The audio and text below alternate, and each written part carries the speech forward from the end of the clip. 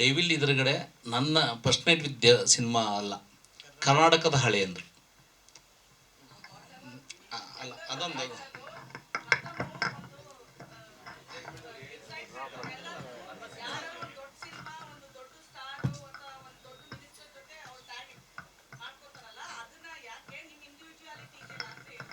Okay madam, ನೀವು ಹೇಳಿದ್ದನ್ನ ಬಹಳ ಗೌರವದಿಂದ ಸ್ವೀಕರಿಸಿ ಅದನ್ನೇ ಮಾಡ್ತೀವಿ ಮೇಡಮ್.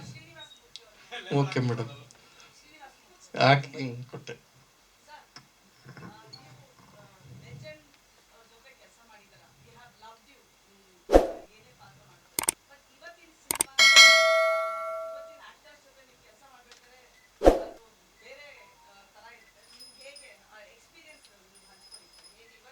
ನನಗೇನು ಅದು ಬೇರೆ ಥರ ಅಂತ ಏನು ಅನ್ನಿಸ್ತಾ ಇಲ್ಲ.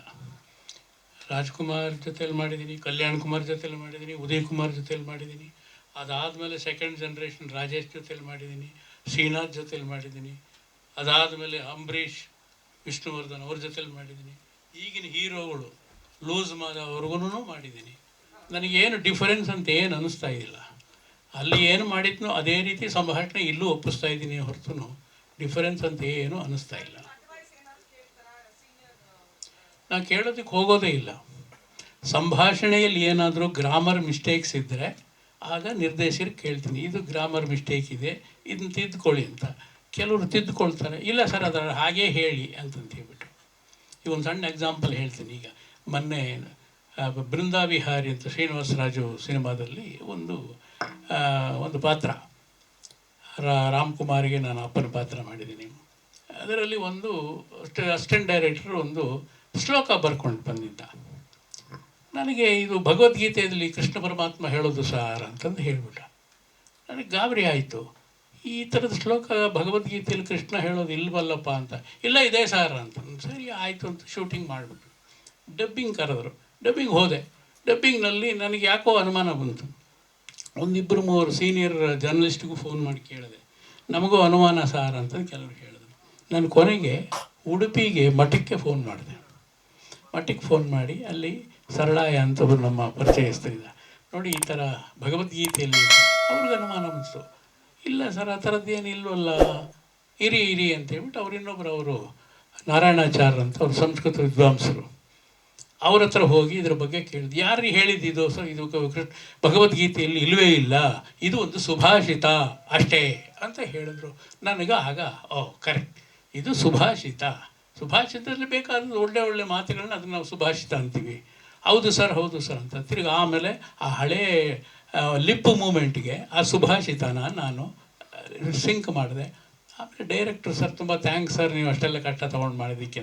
ಕೆಲವರು ಕೇಳ್ತಾರೆ, ಕೆಲವರು ಇವ್ನು ಏನಪ್ಪ ಮಧ್ಯದಲ್ಲಿ ಇವನು ದೊಡ್ಡ ನಟ ಅಂತ ಮಧ್ಯದಲ್ಲಿ ಮೂತಿ ತೋರಿಸ್ತಾನೆ ಅಂತ ಅನ್ಕೋತಾರೆ. ನಾವು ಅದಕ್ಕೆಲ್ಲ ಏನು ಕೇರೇ ಮಾಡೋದಿಲ್ಲ. ಆ ಕೇರ್ ಮಾಡಾಗಿದ್ದರೆ ನಾನು 50 ವರ್ಷ ಸಿನಿಮಾ ರಂಗದಲ್ಲಿ ಇರ್ತಿರ್ಲಿಲ್ಲ. ಕತೆ ನನ್ನ ಪಾತ್ರ ಎಷ್ಟು ಅಷ್ಟೇ. ಆಮೇಲೆ ನನಗೆ ಮನೆಗೆ ಬಂದು ಅಡ್ವಾನ್ಸ್ ಕೊಡೋವಾಗಲೂ ನೋಡಿ ನನ್ನ ಪಾತ್ರ ಏನು, ಅಪ್ಪನ ಪಾತ್ರ ಅಥವಾ ಅಣ್ಣನ ಪಾತ್ರ. ಈಗೆಲ್ಲ ಅಪ್ಪನ ಪಾತ್ರ, ಈಗ ತಾತನ ಪಾತ್ರಕ್ಕೆ ಬಂದುಬಿಟ್ಟಿದೆ ಬಿಡಿ. ಸೊ ಹಾಗೆ ನನ್ನ ಪಾತ್ರ ಏನು ಗೊತ್ತಾಗುತ್ತೆ. ತಾತನ ಪಾತ್ರ ಇನ್ನೇನು ಮೊದಲಿಂದ KS ಅಶ್ವಥ್ ಅವ್ರು ಮಾಡ್ಕೊಂಬಂದಿರೋದು ಅದೇ, ಇನ್ನು ಎಲ್ಲರೂ ಮಾಡಿರೋದು ಅದೇ ನನಗೂ ಮಾಡಿಸ್ತಾ ಇದ್ದಾರೆ ಅಷ್ಟೇ. ಇನ್ನೇನು ವಿಶೇಷ ಏನೂ ಇಲ್ಲ ಅಂತ ಮಾಡ್ತಾ ಹೋಗ್ತೇನೆ ಅಷ್ಟೇ. ಕೇಳಿ ಇನ್ನೇನಾದರೂ ಸ್ಪೆಷಲ್. ನಿರ್ದೇಶಕ ನೀವು ಮಾತಾಡಬೇಡಪ್ಪ, ನೀವು ಮಾತು ಅವ್ರಿಗೆಲ್ಲ ಇರಿಟೇಟ್ ಆಗಿಬಿಡುತ್ತೆ ಒಂದೊಂದ್ಸರ್ತಿ. ಏನು ಮಾಡೋಕ್ಕಾಗಲ್ಲ. ಅವ್ರಿಗೂ ಮಾತಾಡೋದಕ್ಕೆ ಅವಕಾಶ ಕೊಡಬೇಕು. ಅವ್ರು ಏನು ಪ್ರಶ್ನೆ ಕೇಳ್ತಾರೋ ಆ ಪ್ರಶ್ನೆಗೆ ಉತ್ತರ ಸರಿಯಾಗಿ ಕೊಡಬೇಕು. ಆವಾಗ ಅವರು ಸುಮ್ಮನೆ ಆಗ್ತಾರೆ. ಇಲ್ಲ ಅಂತಂತಂದರೆ ನೀವೇ ಮಾತಾಡ್ತಿರ್ತೀರಿ, ನಿಮ್ಮನ್ನೇ ಕೇಳ್ತಾರೆ ಅಲ್ವಾ?